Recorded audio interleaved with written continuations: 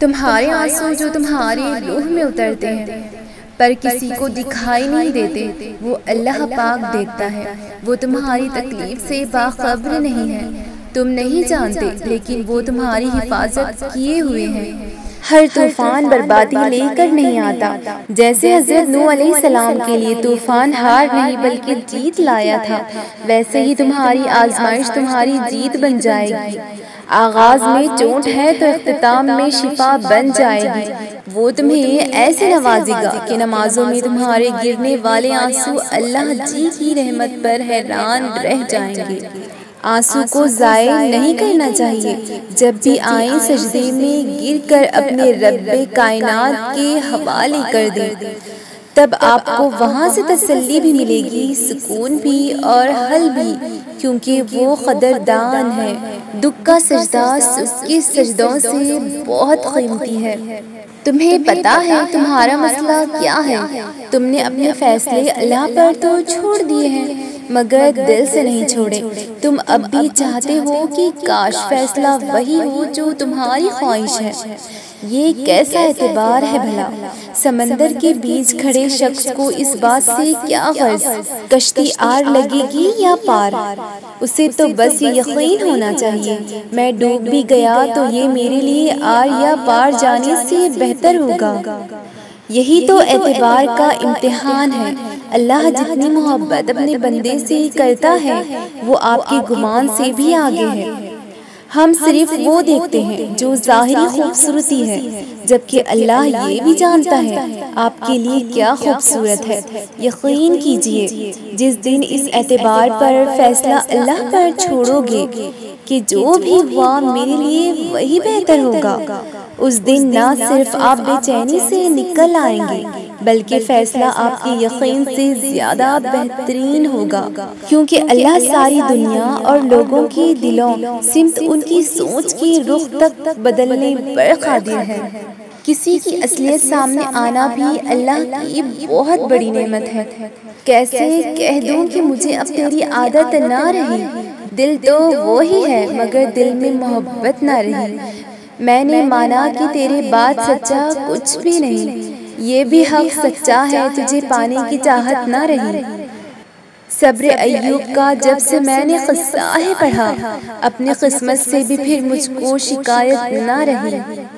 کبھی بھی کسی انسان کی طرف سے اپنی ناقدری پر نہ کڑنا، کیونکہ قدر و قیمت کا تعین ہمیشہ وقت کرتا ہے اور درجات اوپر متعین ہوتے ہیں۔ اگر انسانی رویوں میں الجھو گے تو زندگی بھر الجھ کر رہ جاؤ گے۔ بس عیب اور غیب کے جاننے والے کے ساتھ اپنے معاملات سلجھائے رکھیں، ساری الجھنیں اور مسائل دور ہو جائیں گے۔ اگر محبت ان سے نہ ملے جن سے آپ پیار کرتے ہو تو پھر محبت ان کو ضرور دینا جو آپ سے پیار کرتے ہیں۔ کسی نے محبت دی، کسی نے دھوکے، کسی نے ہاتھ تھام لیا، کسی نے بیچ راہ میں چھوڑ دیا، کسی نے میری اچھائیوں کے لمبے پل باندھ دیے، کسی نے میری ذات کو صرف میلا کیا، کسی نے ساتھ چلنے کی ہزار وجوہات مانگے، کوئی بغیر کچھ کہے ساتھ چل دیا، کسی نے الفت بھرے لفظ برسا دیے۔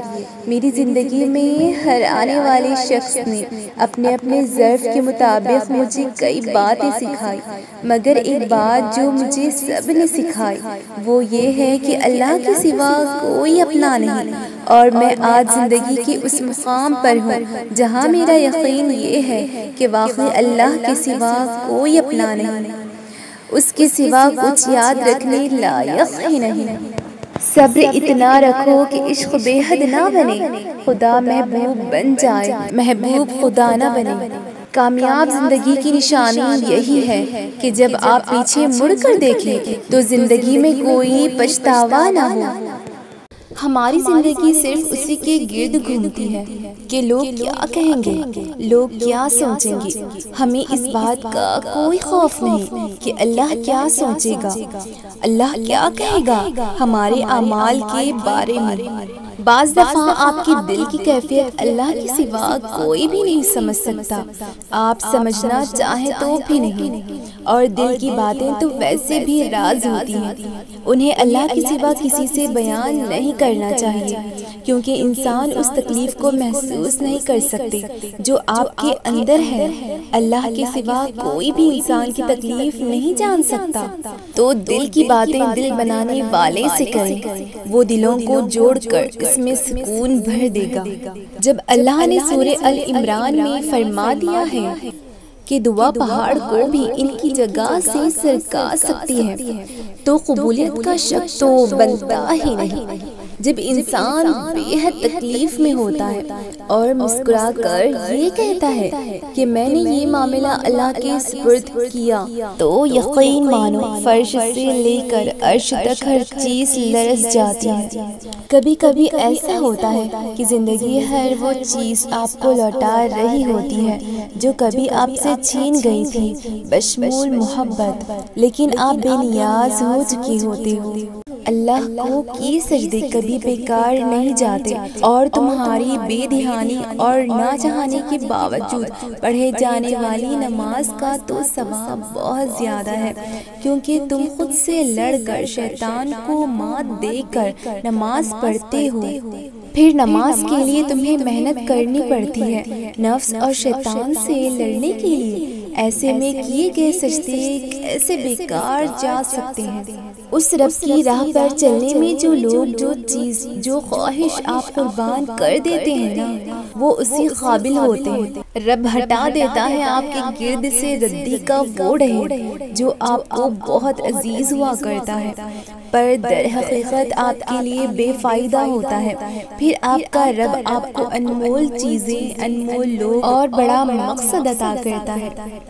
انسان کو صرف من چاہے کی طلب ہوتی ہے، پھر اس کو کتنا بھی سمجھا لو یہ اچھا ہے، وہ حسین ہے، یہ لے لو، وہ مانگ لو، مگر نہیں، اسے من چاہا شخص ہی چاہیے ہوتا ہے۔ اگر مرد آپ سے معافی مانگ کر آپ کو منا رہا ہے اور آپ کا غصے کا برا نہیں مان رہا، تو یقین مانیں آپ بہت خوش نصیب ہیں۔ محبت میں کسی کو قیدی بنا کر نہیں رکھتے، محبت میں تو آزاد چھوڑ دیتے ہیں، اور جو آزادی کے بعد بھی آپ کا رہتا ہے بس وہی آپ سے بے انتہا محبت کرتا ہے۔ جب آپ اللہ سے محبت کرتے ہیں اور اللہ آپ کے دل میں صرف انہی لوگوں کو بسنے دیتا ہے جو آپ کی محبت کے قابل ہوتے ہیں۔